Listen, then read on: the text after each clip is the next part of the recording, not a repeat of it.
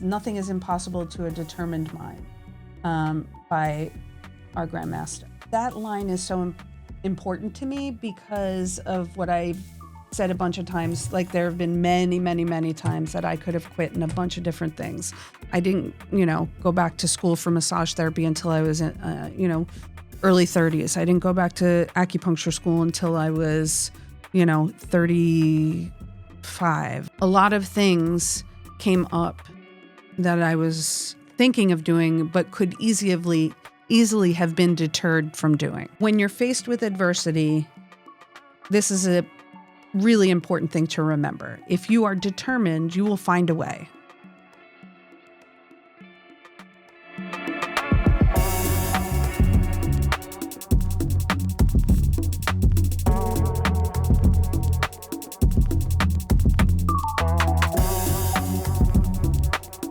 Welcome everyone to another episode of A Black Belt Way of Life. I'm your host, Master Joseph Lupo Jr. Our guest for this episode is the amazing, the lovely Miss Daryl Thuroff. Awesome. Our episode is sponsored by Mr. Joe Ferrone, licensed real estate agent and broker, representing Weichert Realty, serving all of Queens and Long Island. If you need residential or commercial real estate, Mr. Joe Ferrone is your man. Joe's information will be on the show notes for this episode. Hello. What's going on? How come every time I see you, you got like a new tat? You are correct.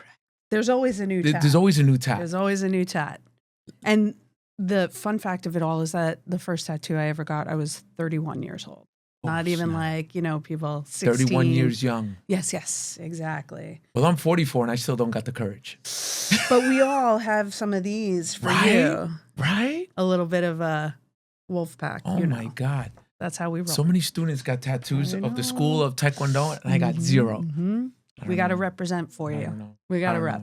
On that note. Cheers, my friend. Cheers. Pinky up. That's how Pinky we do. up. Pinky up. Hey. Salud. Salud. No more. I mean, you're running out of canvas. There's no more? No, there's tons of space. Tons of space on my legs. I mean, I have a sleeve here and I got other things here, but everything means something. So that's what's important. Yes, absolutely. And you mean a lot to me to be here tonight. Thank you, sir. And you mean the world to me, which is why I was happy to come on. Oh, my pleasure. My pleasure. Mm-hmm. So, Miss Daryl. Yes, sir. You've been a student of the New York Black Belt Center since 2015. Ufa. Yeah. Ufa. Yeah. But we go way back. We do. We go way back. And that's a really awesome part because for me as a teacher, it's always great to teach my friends, that they're willing to step on that mat and learn from a friend and get yelled at too. Very true. To some, a little bit difficult. And for me, a great challenge. And truly appreciate it. Oh. Well, I appreciate it more than you will ever realize. But I want to take it back. Before we get into your life, I want to take it to a moment in time, 2017. You were a blue belt at the time, which is an interesting belt. And I explained this to everyone. Blue belt for me is like the sink or swim belt, kind of like the ocean. That's the way my father always explained it. You either make that choice at blue. You're either going to keep swimming, get to black, or you go backwards. And once you go backwards, basically, that's it. You're stopping. One would think. So talk to me what happened when you were a blue belt. When I was a blue belt, we had, I think it was a Friday, actually, a Friday night. It was a small class too. Yes, it was a small class. And we were sparring. And I, as a blue belt, was doing a little bit of either one step or two step sparring with one of the old school black belts. One of my OGs. Yes. And I wanted to do well. And I was really trying, and I misstepped. And my knee just buckled. And popped right out. Right. Like, you could hear it, like, that was a bad one, but Yeah, no, and you could literally hear it across the room. Of course. And I just tanked right on the floor, and I knew something was wrong. Being that, my profession, I just knew. Sure. And the worst injuries that have ever happened, to be honest with you, I feel like in sports in general, Mm-hmm. the worst injuries are always non-contact. Mm-hmm. The worst. Of all the injuries, because at the end of the day, it's a contact sport, Yeah. like any other sport. But the majority of all the injuries that have ever happened in my school, I can only speak for my own school, have been non-contact. And some of these guys, you've seen them. Yeah. They're blasting each other. Yeah. But then I've helped some of them. Exactly. Yep. Me, one of them. Yep. Many times, and we'll get into that. Yep. But it was non-contact, and you just, like you said, it was the angle of deflection, and you just landed wrong. I didn't pivot enough, I think, is what it was. And when I went, I was trying to do a spin kick, I think, or something along those lines, and my leg went out from under me, and it just was, bad. And you knew from that moment. I knew from that moment. Right. Having had the same injury 14 years earlier. Yeah. Yeah. On my other leg, but yeah. And lo and behold, you grabbed me some crutches that you had. Yes. And There's always a spare. There's always literally what you said. And I sat down on the floor of the dojang, and I said, somebody please get me my kit. That's right. And I did some ER needling. I'm an acupuncturist for anyone who hasn't guessed so far. Yeah. And I threw some needles in my toes. Right. And we called my dad to come pick us up. And when I was on those crutches and I tried to get up and my knee buckled, I knew exactly what happened. And tears, everything, just because I knew. You knew you blew out the ACL. I was in such a good space in, coming to classes 3-4 times a week, really enjoying everything that I was doing. And I knew that there would be a pause at the very least. Sure. So it was really frustrating and sad at the time. But again, sink or swim. Right. You had to make a decision. Yep. And we'll get to that. We'll get to that further on in the episode, but you definitely didn't sink. Nope. You kept swimming. I did. Really, really far. And you're still swimming. And I am. That's the beauty of it. That's the thing. You can tread water when you need to. Exactly. And that's something that I really want the audience to understand. We don't quit. That's who we are. That's what being part of the wolf pack is. Absolutely. We keep going. Absolutely. Salute on that. Yes, sir. Salute on that, Pinky. Sorry, Pinky. So. It's good espresso. Best. I'm never going to sleep again.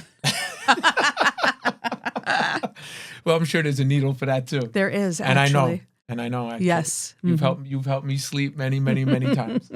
So let's kick it off. Please. Let's dive a little bit into acupuncture. What interested you to become an acupuncturist? Your exact title would be.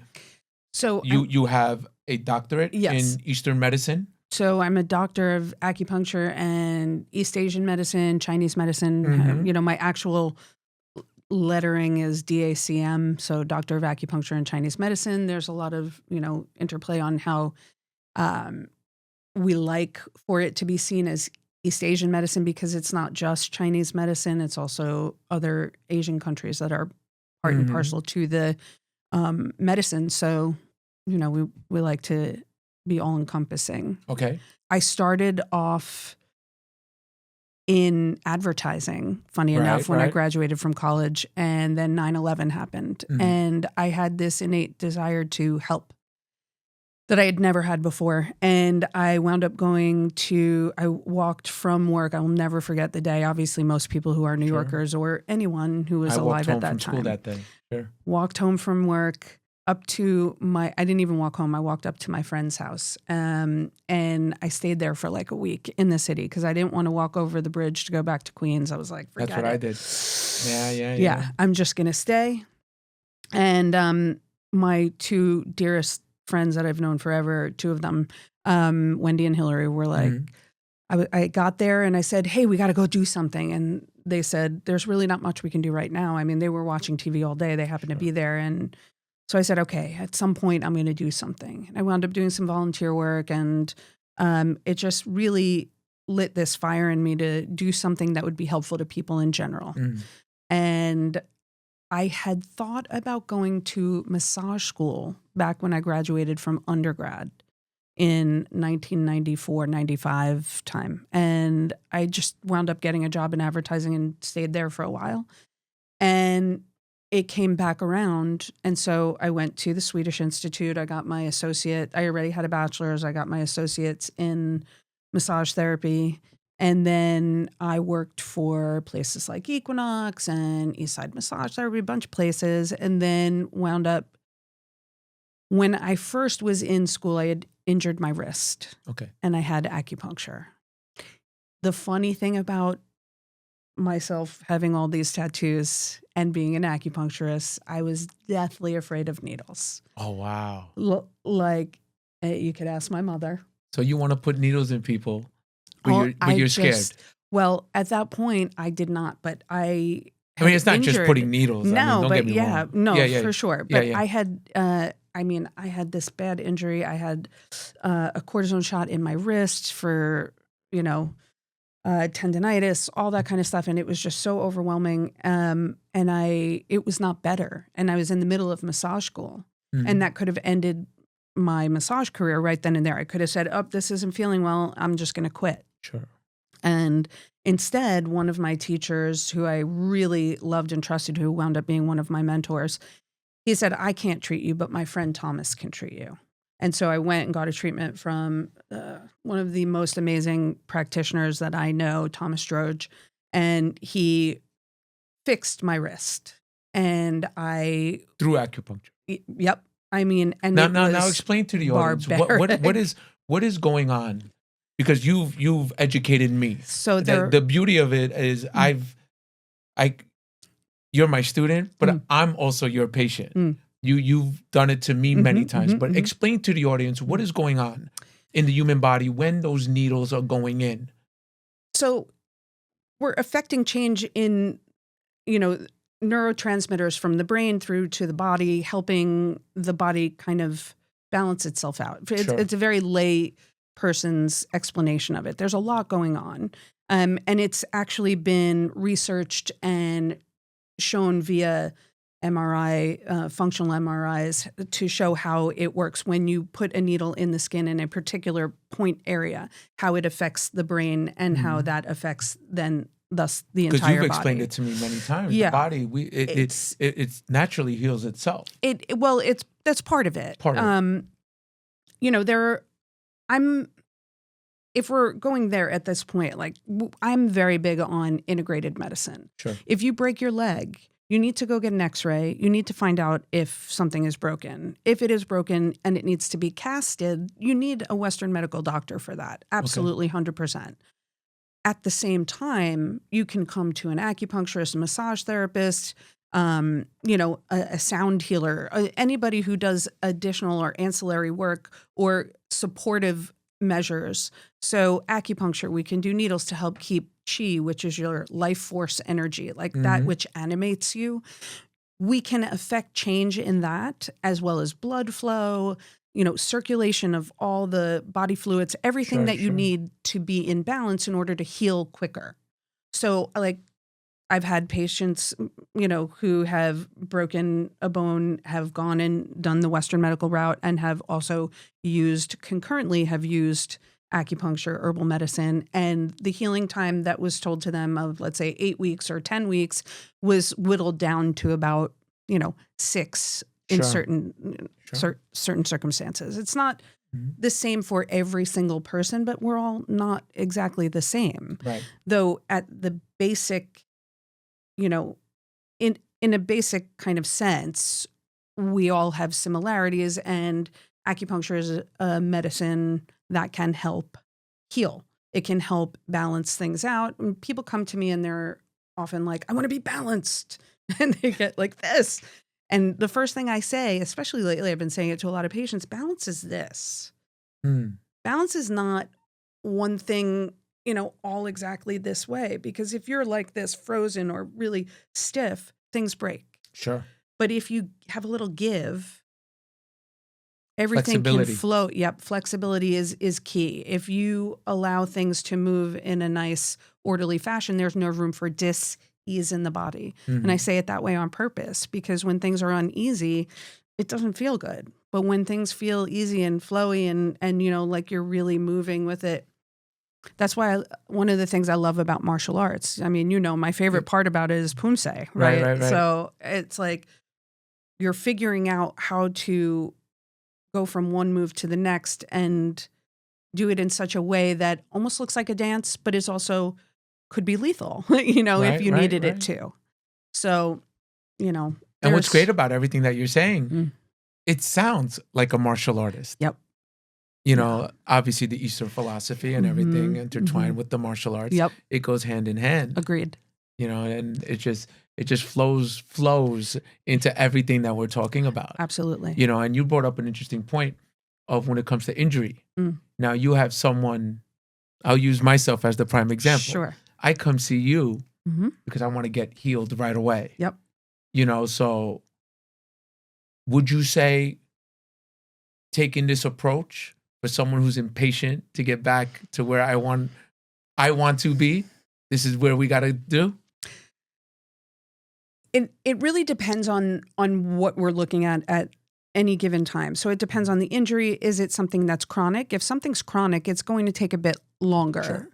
Right. And there are additional things that we're going to do aside from just acupuncture. We might use cupping. We might use gua sha, which is a scraping of the skin to help bring qi or life force and blood up to the surface to help heal things. If you roll your ankle and it's just rolled, because I did that once in class as well. Right. But if you roll an ankle, if you, do something that's acute but fairly minor, can it be helpful in that short term? Absolutely. We would likely tell people to come in or have acupuncture a few times in quick succession so that it helps to really heal that acute aspect. At the same time, some people go right back to working out. I don't know what you're doing. And that can cause a little bit more strain on the situation, and make it a little bit difficult for things to heal pretty quickly.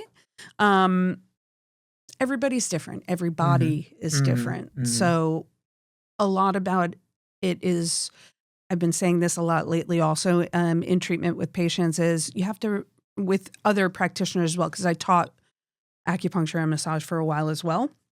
And a big thing about patient care, regardless of whether you're an athlete or a 90-year-old, person who fell and broke their hip, or, somebody who's a significant and very well-trained athlete who also has a hip injury. They might be for two different reasons, but no matter who you are, you need to read the room. You need to know your audience. You need to know who you're talking to, how they are going to receive the information that you're giving them, and how they are going to understand and kind of be part of their own healing process as well. Some people will come in and just want you to heal them, and other people recognize that they are part of their own healing process. Sure. So those who take all the information in, follow all the steps, and then, continue on with adjustments to treatment plan based on how they are healing, they do the best.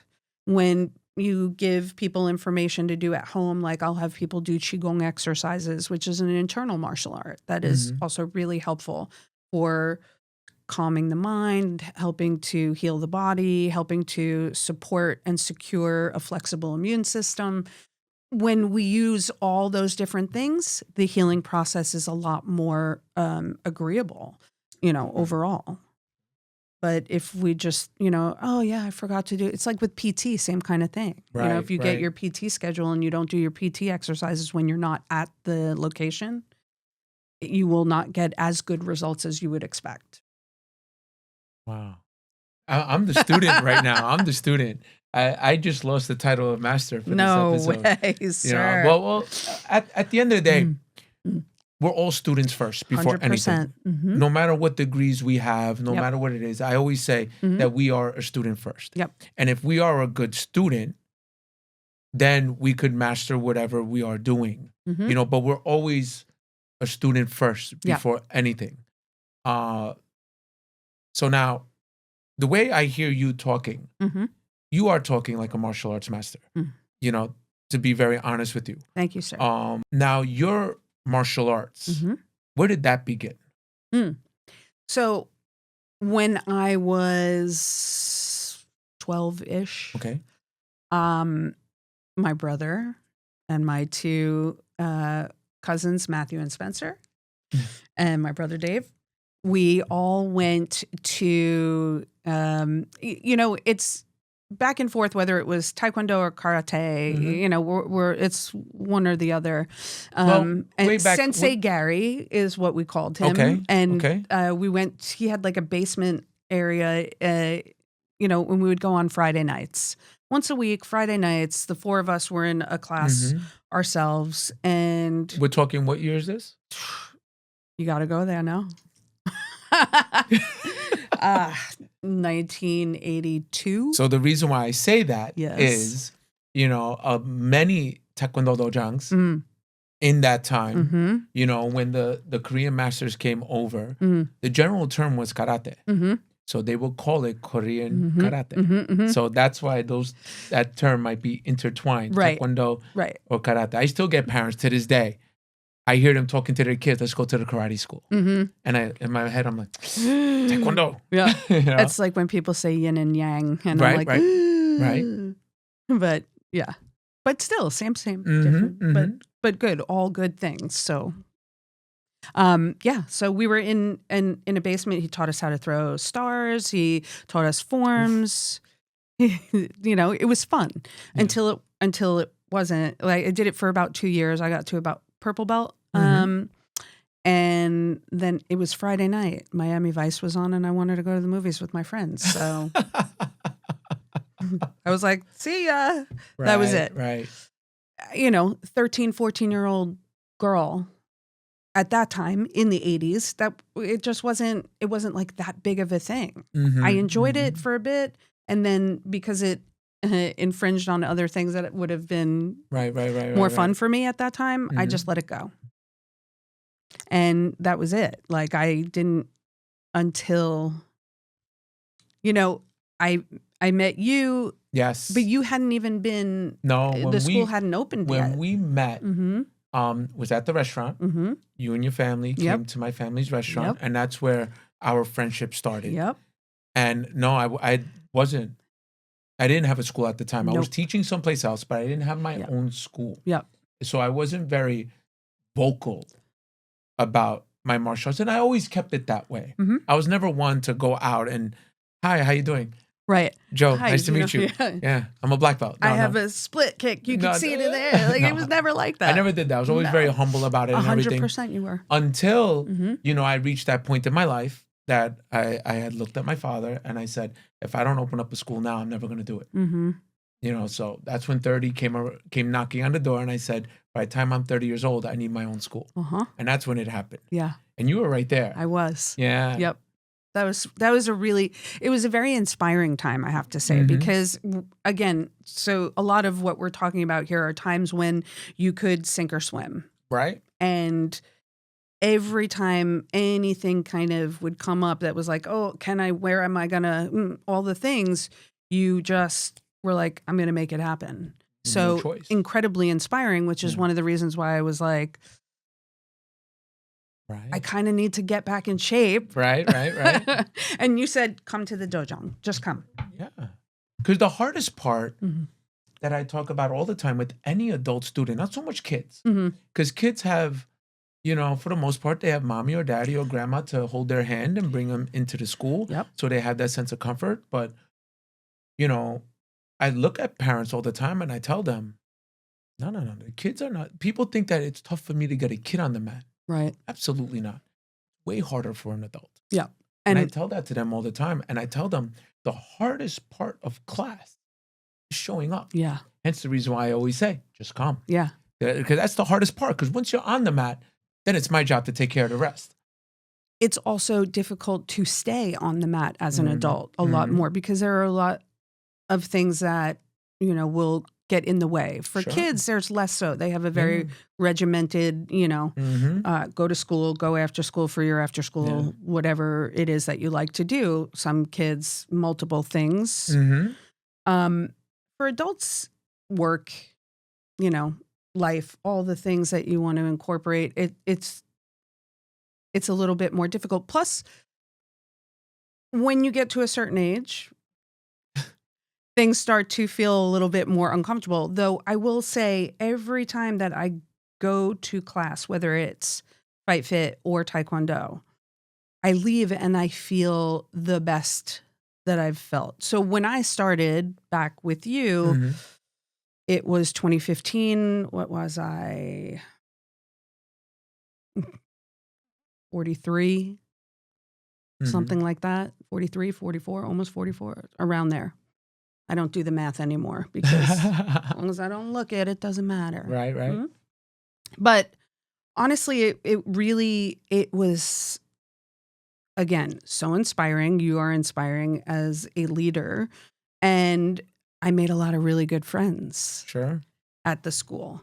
And I just kept going and going and going and going. And before you know it, we're at blue belt, busting my knee. Right. And just to preface all of that as well, I had previously injured my other knee in 2003. Wow. 2 knee surgeries on So that now knee. we equaled it out, Yep. left and right. Yes.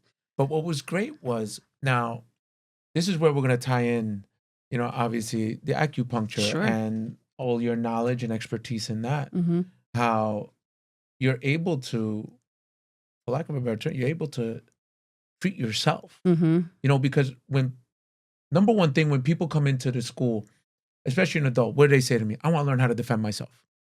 Mm-hmm. And the way my father taught it to me and my grandmaster, you got to really think of the term self-defense. Mm-hmm. It's first and foremost, it's not you against someone else. You have to be able to defend yourself against yourself. Mm-hmm. You have to build your body to a certain point that, yes, you could protect yourself from a potential attack, a potential kick, punch, grab, push, whatever the situation may be. Yep. So you have to be physically and mentally strong. Yeah. And at that moment, when you hit the floor, Oof. as rough as it was, there was a sense of calmness to you. I'll never forget it. Yeah. And you started to treat yourself. Yeah. Yeah. So a bit of shock there, for sure. Mhm. Honestly, it was, overwhelming in that moment. And also, what would I do for somebody else who was in this situation? Yes. Which I had done previously. There was, back in the beginning, there was one of the kids that broke his arm. Do you remember? Yes. And it was like, assess the situation, find out what's going on. What do I need to do in that moment to help in an ER kind of sense? And then what are next steps thereafter? Mhm. So there are always a bunch of different things that you're doing. So when I first became an acupuncturist, the route that I wanted to go was largely sports medicine, pain management, stress management. Mhm. I loved working with athletes all along when I was doing massage work as well. So it made the most sense to build in that way.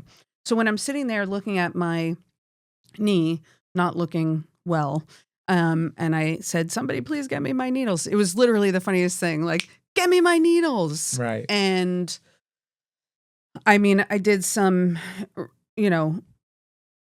very specific points, tried to bleed them to get some of the inflammation down. Mm-hmm. And then, again, if it's something that's simple like a rolled ankle that's not really severe, it's easy enough. Tape it up, which I had done before. Tape up your ankle, tape up your shoulder, tape things up, and put some liniments on it.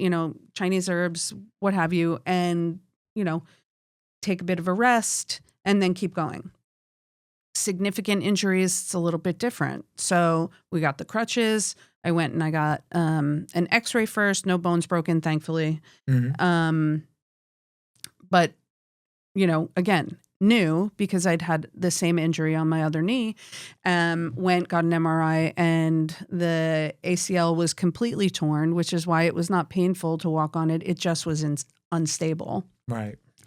And yeah, torn meniscus, torn MCL, just all battered up. And so went for surgery. Now, this is 2017. At that point, I was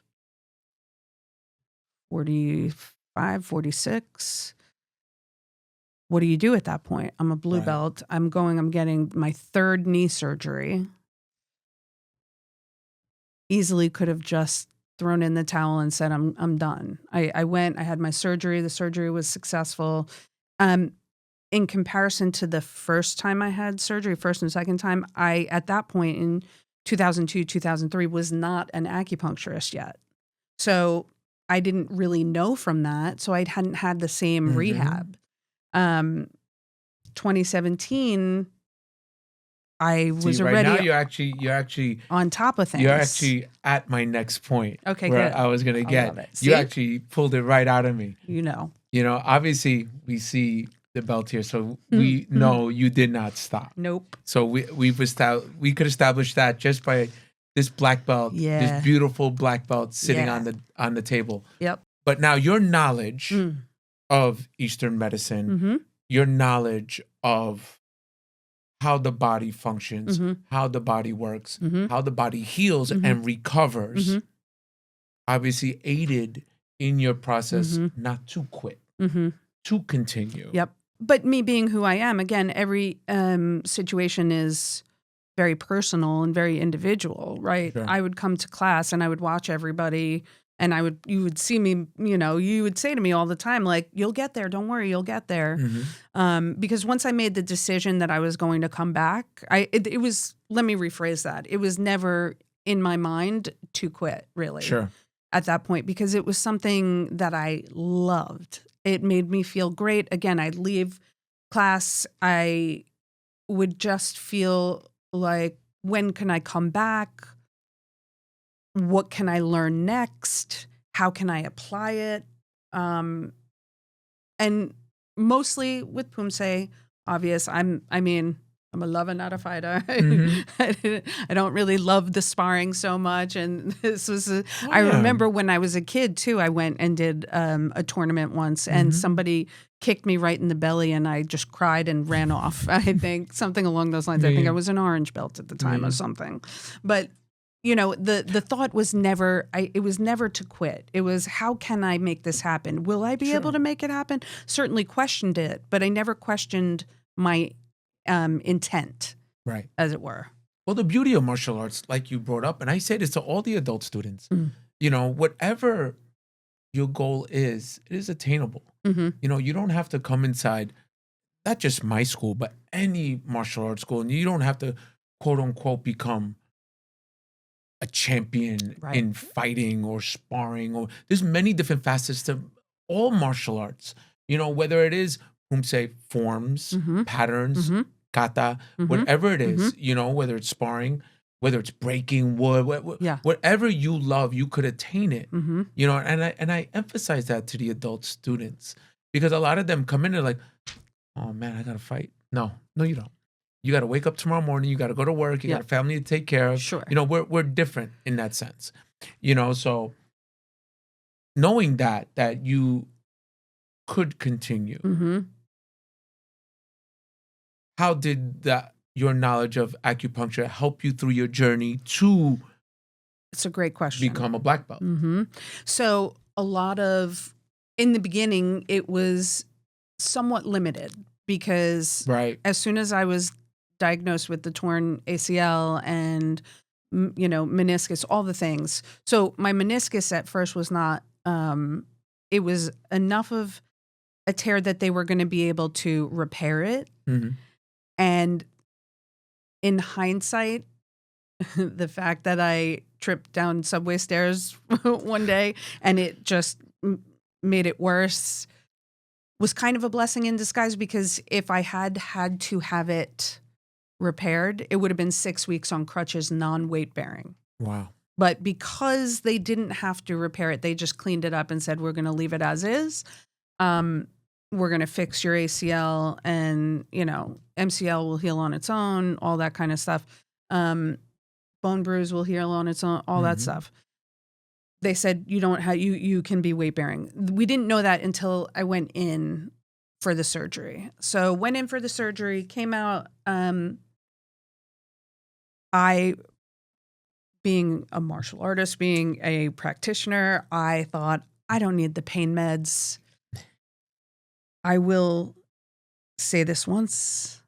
I will repeat it again if anybody needs it. If you are ever in need of pain meds after a surgical intervention, take the pain meds. Right. Because so this was like the day after. So I had it. I went to sleep that night, woke up in the morning with the most exquisite pain I have ever had in my entire life. Wow. The worst thing ever, hands down. I've been injured here and there, and I've been in pain, all kinds of ways, but hands down the worst pain. And I remember after taking a Percocet, writing on Facebook, I now understand what it is to have true 10 out of 10 pain. It was so terrible. And that starts the healing process. You feel and you heal. It's got to get worse before it gets better. Yeah. So it was bad in the beginning. And I remember about a couple of days after surgery, I was sitting at home, had my knee up, ice, this, that, heat, ice, however, and it was really painful. And so I'm sitting there. So I started doing some needles. Wow. Did a handful of needles on points that, I can't do a full treatment on myself because I can't really move well. At that point. Sure. So, and I'm assuming once you start having needles in parts of your body, because I remember you putting needles in me. Yeah. And I couldn't move. Right. I mean, so here's the spoiler alert. You really could move if you wanted to. It's not there. You can. We have that thought process. Like, I have the needles and I have patients who come in all the time. They're like, I didn't move. I'm freezing. I'm like, you have a buzzer. Why didn't you buzz me? And I don't want to move. And you can totally move. Like, sometimes people are like, they'll buzz and be like, I can't touch my face to itch my nose. No. It feels odd to do it. And at the same time, if you move, it's not going to ruin a treatment. It's not going to, cause you any pain. I mean, if you got up off the table, that would creep me out because, spoiler alert, all the tattoos, and I'm an acupuncturist and I don't like needles. So from back when I was a kid, right. Booster shots running after you. Ooh, no good. These are different. They're tiny. They don't have holes in them. They're not hypodermic needles. They're put in places to help keep things moving appropriately. Right. In a very, very broad sense of the, the word. We go, a lot of times people think you can in certain circumstances, right? Pain management, there are Western medical doctors who do medical acupuncture. They're just putting needles in muscles to get the muscle to twitch, to help relax the muscle. Super helpful. Still considered acupuncture. They more often than not do not have the, 2,500 to 4,000 hours worth of training that someone who goes to acupuncture school has. Sure. That's not to say it's bad per se. If anything, I'm very of the mindset, if it's going to help somebody, let's help them. Right. I like to work in conjunction with Western medical doctors with lots of patients who are dealing with things. So, But it's, it's tough. So it's open-minded between Western philosophies and Eastern 100%. philosophy. Well, you have to, if you want the best results, you want to use all the things that you can. Yeah. See how they fit well together and make the best call for each thing. Sure. Sometimes people will come in with headaches or things like that where it stands to reason they should try this first because it's less invasive. But I'm here to listen and help people, guide people on their journey in healing. So I just take it all in and then help people create a supportive treatment plan. But for myself, it was a little difficult because of my own, trepidation about needles. So I would sit there and needle myself and then be like, ugh. And then after a little while, would feel a little better. And each time I would needle, I went to some of my dear friends for support. Right. My boss, Noah, helped me a bunch of times. My friend Jeremy helped me a bunch of times. Jeremy's really great with electroacupuncture. So he literally put e-stim, electric acupuncture, in my ears to help with the stress of the whole situation. And it helped, where it would have taken way longer as I am older than, your average kid. Because the body doesn't recover as quick as it does not recover as quickly. And my body recovered pretty quickly, I have to say. Oh, for sure. I mean, setbacks here and there. I saw it. I could only say it because I saw it. Right. Setbacks here and there, but, for the most part, we got where we wanted to be so far. Right. So far. Right. Yeah. So all this knowledge that you have now, it's helping you through a traumatic experience, and now you're starting to see the light. Yeah. You're starting to move forward. Yep. And you're taking this all with you. So now, talk to me about the journey to black belt. I mean, exhilarating is a good word I have to say about it. It, fitting in the time to get ramping back up to the amount of classes, at one point up to 4 or 5 classes a week, perhaps. It was great. Honestly, I would make sure to do body work, get body work done, acupuncture done, all of it. And it was great. But it was a little tough. Like, I love this because that was at a point, again, where, a lot of my friends were already advancing. I wanted to, was supposed to have been at the same level as a bunch of my friends that were moving forward. And I had to take a little step back. It was a good 7-8 months before I really got back to training. I would come to class, I would maybe stretch a little here or there. And then, there were a couple of times where it would get really frustrating. And part of the treatment plan that I created for myself was not just the physical aspect of the acupuncture, but also helping with the stress management aspect of it. And that brings in the mental aspect of it. Yes. The philosophy behind not just what you do as, an Eastern medicine professional and acupuncturist, but physically, mentally, and you pointed out to this plaque that we see here, because that was my gift to you as a sense of gratitude. Yeah. But why though? To give you that confidence, to give you that mental boost. Yep. Things like that are so incredibly helpful to people.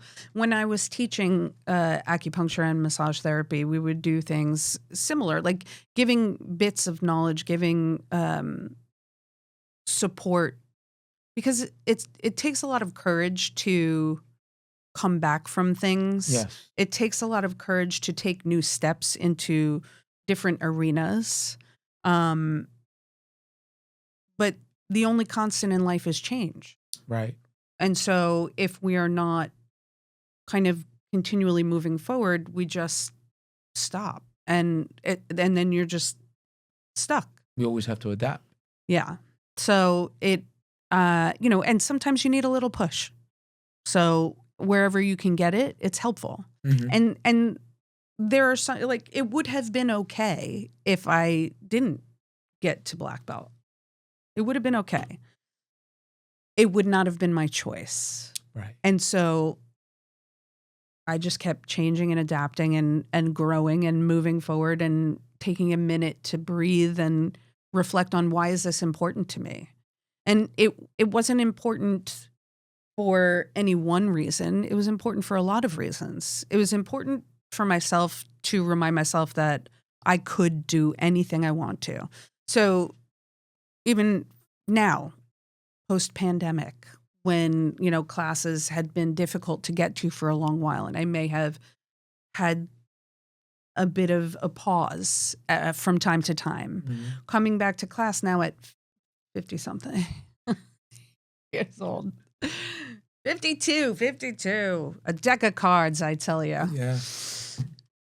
It's a little bit more difficult even now. And I come to class, and when we're counting down, I'll look at the, if we're doing jumping jacks for, 5 minutes or whatever, and we're at the last 30 seconds, I'm like, you could do anything for 30 seconds. You can do anything, push-ups. So if I can't do them exactly how I used to do them, I can still do something. Right. So we need to figure out how to adapt always. And that just helps us be stronger and be better equipped for whatever comes next. Right. Mm-hmm. Now, becoming a black belt, which wasn't easy. No. But it's an amazing, amazing fulfillment. Absolutely. Now, how has becoming a black belt made you, I would hope, has it made you better in your profession? How? So part of the things, it's hard to pinpoint one particular thing, but the first word that comes to mind is discipline. Right. Because when you are disciplined and you are able to slow things down and think about them and really evaluate things appropriately, it helps you continue forward with whatever you're doing in life. Sure.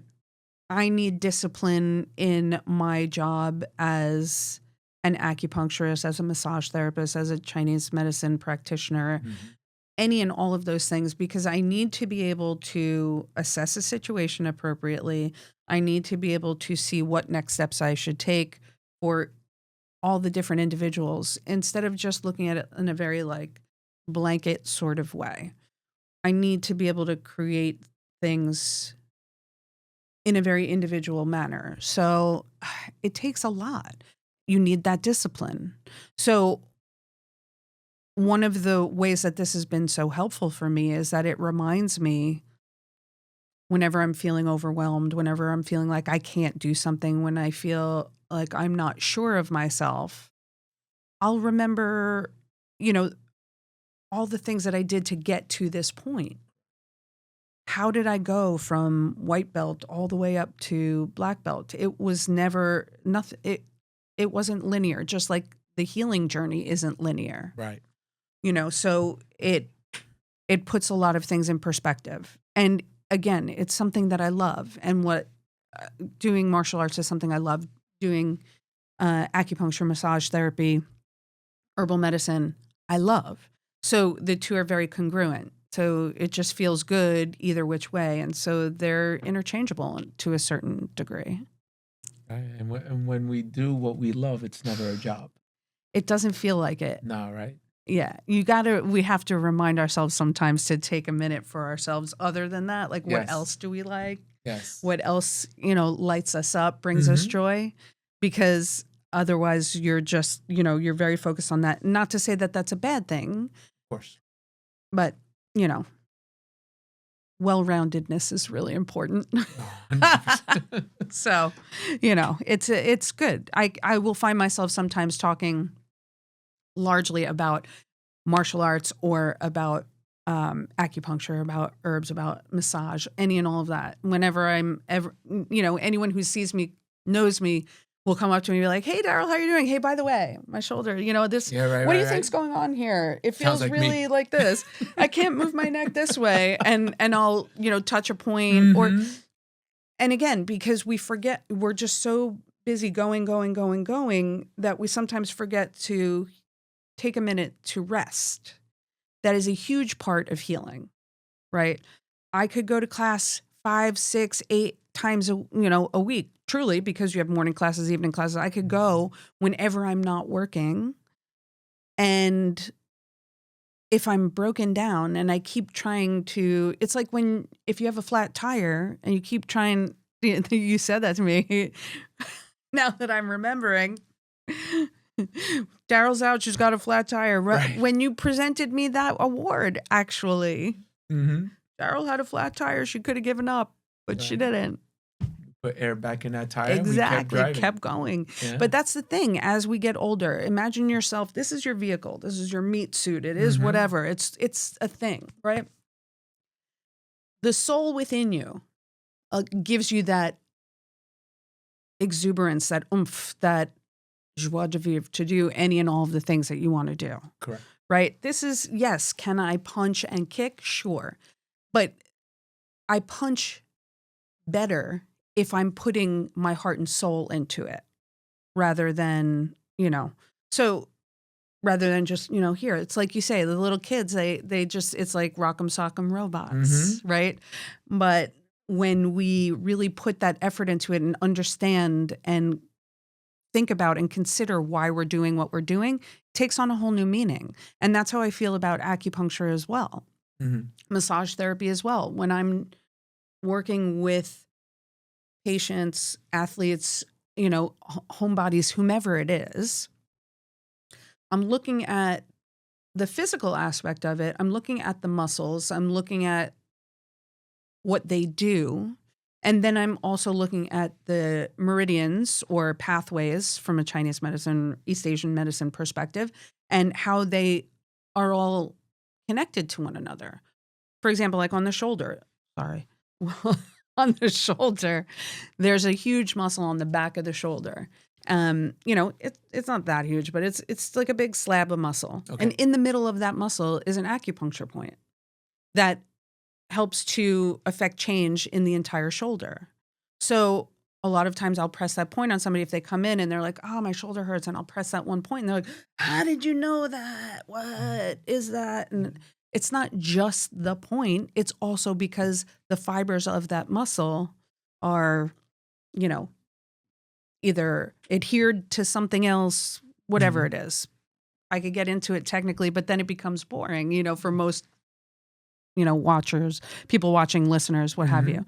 But when you feel pain, I'm looking at it from a dual perspective. I'm looking at physically from a massage perspective or from, a musculoskeletal perspective. And then I'm also looking at it from the energetics from acupuncture and East Asian medicine. What you're doing is beautiful. And it's something that anytime I've ever referred you, because I've referred many students to you, and I talk you up all the time, is I explain to them, much like when I'm explaining a technique, I get into it. Yeah. Like, for instance, we're talking about sparring and I'm teaching everyone, proper distance and proper timing and all this. Yeah. I explain to people that when you go see Daryl, it's not just needles getting thrown in you. Right. You really sit there and explain everything that's going on. Anytime I was ever face down or face up or sitting or whatever the situation was, it was like I was in class. Yeah. You were explaining every single thing that's going on, which is so important because it puts us at ease. Because it, like a class, I'm not just making you do things. Right. I'm explaining to you why we do this, what could happen if this happens, and so on and so on and so on and so on. Another reason why it's important to explain it is because not only, so the energetic quality of the treatment, yes, I have the knowledge because I've been in school for X amount of years and then I taught for X amount of years. And all of we're always learning. First of all, like you said Never before, stop learning. never ever stop learning. And as a diplomat of this medicine, I have to continue. I do continuing ed courses every 4 years. I have to do a certain amount of credits, similar to like board exams, right? Mhm. So, the reason that I like to incorporate the patients in that way is because then they're energetically thinking the same thing that I am, right? If I say to you, hey, Master Joe, your shoulder, this particular muscle is short and tight and we need to open it up. So like when I'm telling you what is going on with it and I tell you what points are there and what those points also correlate to from an East Asian medicine perspective, you're thinking that now while I'm thinking that as well. And our intention is double, not just me intending, knowing what I know about the medicine and all of that, but now you are also having that similar or same intention. Right. And that helps the healing process, I find, for many patients. Does it do the same thing like that for everybody in the same time frame? No, certainly not, because again, we go back to we're not all exactly the same. Exactly. So, but if you have the mental discipline and you have the patience, yep. I personally have seen it work. Yeah. It's such a cool thing when it does. It really is. And people are like, how did you even do that? Like there are times where we've been in class and someone will have an injury to a hip, a knee, anything. And I'm sussing out the musculature and what's going on in the muscles. And then I'll also do points that are specific to acupuncture, and we'll just do some acupressure on any and all those things, maybe do some range of motion, do, little bits that are almost like party tricks, as it were, and they'll notice such a change and they want more. They want to understand why, they want to understand how. It's important to continue with a lot. Like if something's a chronic issue, 1-2 treatments isn't going to help it get better. You have to be consistent. You do, like anything in life. Yeah, we have to be consistent. You have to be consistent. And it doesn't have to be, every day you come in or every week always, right? I say to patients a lot of times, you're coming in for something that's acute right now. I want you to come in a few times right away. Then come in, a couple of times a month. And then eventually I want you to come once a quarter just for a tune-up. I want you to come in, or if something new happens, something different happens, you have a cold, you roll your ankle, it's an easy example when you're doing martial arts because rolling your ankle is pretty easy to do. Right. But you know what I mean? It's very, I love this medicine so much. The ideal patient is someone who comes once a quarter or when something new, different, other comes up. But if we're treating something and you're not getting better, either we're missing something or, you're still over exercise, whatever it is. There could be a variety of things. But I always say to people, come in for X amount of time and then we reevaluate. Because things are always changing and we need to just stay up on that and change with it. Sure. So as an athlete, any athlete, I'm not just talking about, taekwondo, martial arts, but any athlete, the benefits of Eastern medicine and acupuncture, you feel will only make us stronger and enable our athletic careers to be longer. Absolutely. It is because of the fact that it is a medicine that is helping on a very basic level of balancing everything out. When everything is in balance, yes, everything can work well. There's no room for disease in the body. There's no room for anything to, be weakened, so to speak. It really allows. And is it the end all be all? No, certainly not. Like, again, if you're sparring and you, twist and don't plant your foot appropriately, you can injure yourself. How you get back from that injury might be a little bit easier based on maintaining that overall health. But it's not the only thing. It's also, are you sleeping well enough? Are you eating well enough? Are you, exercising regularly, and what are you putting in not just your body, but your mind, right? So what we're feeding ourselves overall, like doom scrolling is the latest thing that people do. I sound like my grandmother now. Sorry. But it wears away at your mental capacity. It puts a negative twist on many things. So a lot of times people will come in and just come in with that negative attitude, and I will say, well, don't worry. You think what you need to think, but I'm going to put this energy out there for you that you're going to get better. Your, injury is going to heal. We're going to do everything we can to support you. And that allows for a change in that mindset as well. Positivity. Listen, not toxic positivity, obviously. Correct. Not everything is positive. Correct. Some things are like a blues song, for a reason. And how can we navigate that? Sounds like a black belt way of life. Hey, now. There you go. Mm. That journey is not all roses. Oh, for sure. As you said, balance is ebbs and flows. It's ebbs and flows. Yeah, for sure. Yeah. But it's all worth it. And if it's not, then you move on to something else that may potentially be more worth it for you. Right. As long as we are being true to ourselves and, sticking with something that means something to us, you can navigate any rough seas that come, sink or swim. There we go. Mm-hmm.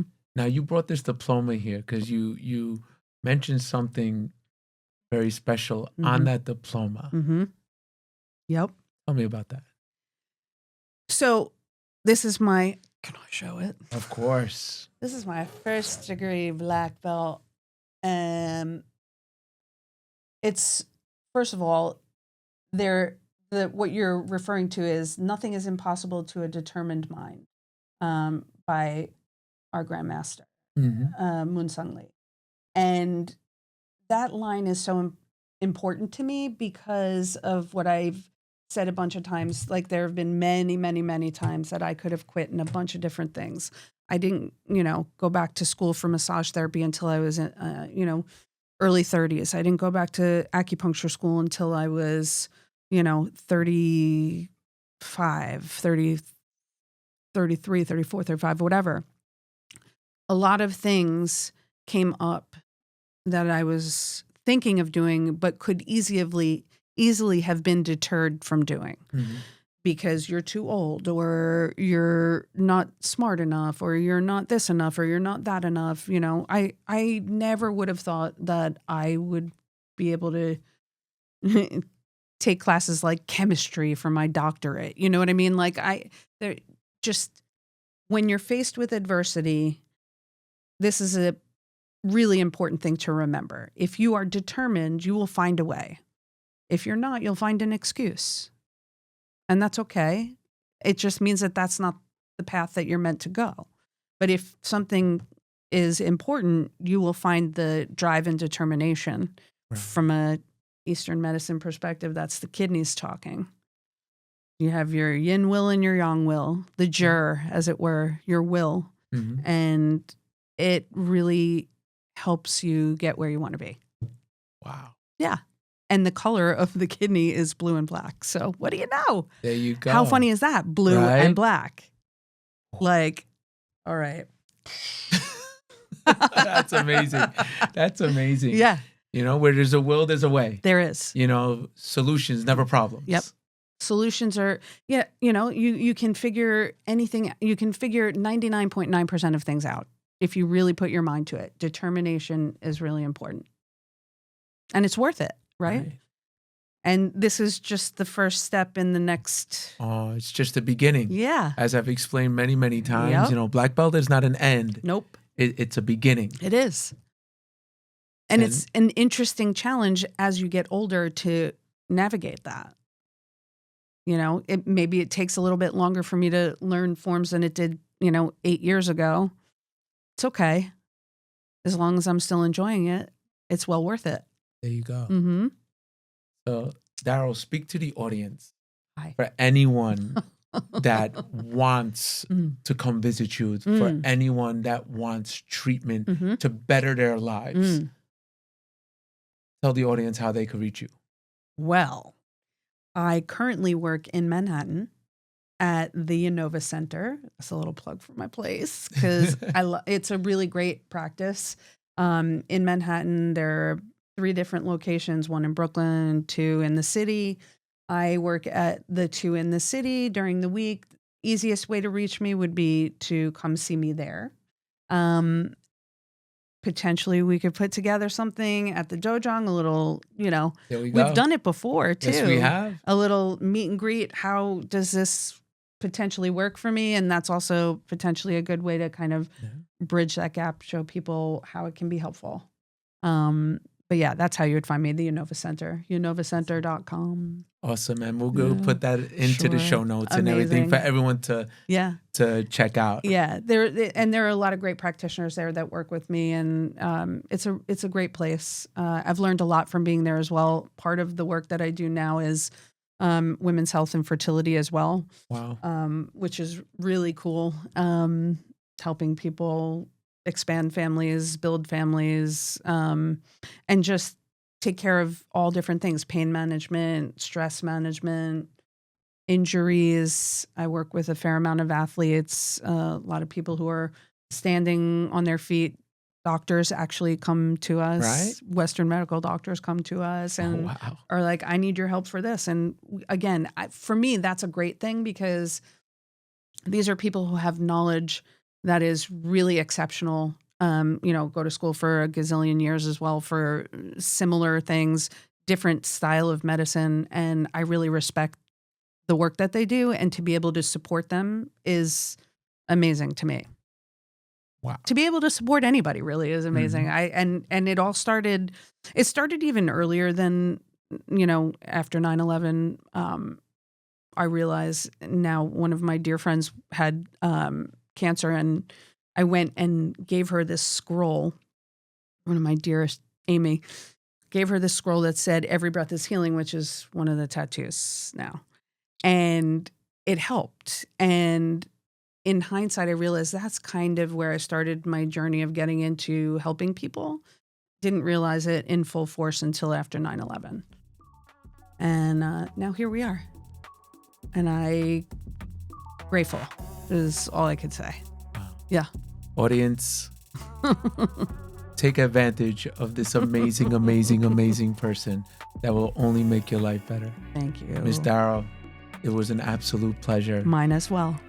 Thank you, everyone, for tuning in to another episode of A Black Belt Way of Life. I'd like to thank our sponsor, Mr. Joe Ferrone, licensed real estate agent and broker representing Weicker Realty. For all your real estate needs, check them out. Their link will be on our show notes to this episode.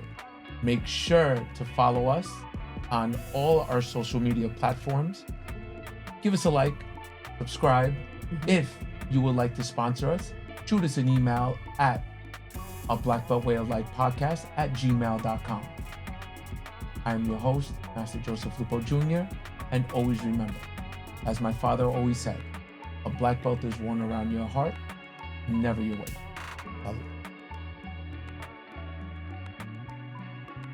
A Black Belt Way of Life was produced by Press Record Studios.